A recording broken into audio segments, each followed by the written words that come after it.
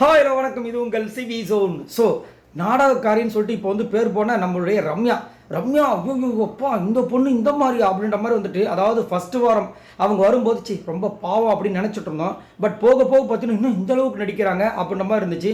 அது மட்டும் இல்லாமல் அவங்க மயக்கம் போட்ட விஷயங்கள் எல்லாமே நடிப்புன்னு சொல்லிட்டு ஒரு பக்கம் போக, நேற்று திடீர்னு பார்த்தீங்கன்னா விஜய் பார்வதிக்கு ஆப்போடிக்கிற மாதிரி வந்துட்டு ஒரு சூப்பரான ஒரு டீலை போட்டு கடைசியில் சபரிக்கிட்ட வந்துட்டு எல்லாம் சும்மா ஸ்ட்ராட்டஜி, நான் வந்துட்டு கண்டிப்பாக வந்து கடைசியில் ஏமாற்றிட்டு ஸ்ட்ராட்டஜியாக சொல்லிவிடுவேன்ட்டாங்க.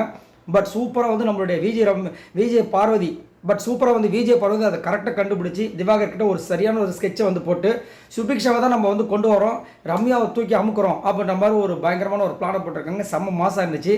ஸோ ரம்யாவுக்கு இது சரியான ஒரு நோஸ் கட்டாக இருக்குது. ஏன்னா அவங்கக்கிட்டே டீலை போட்டு இங்கே வந்து சபரிக்கு வேலை செய்கிறது சூப்பராக இருந்துச்சுல்ல.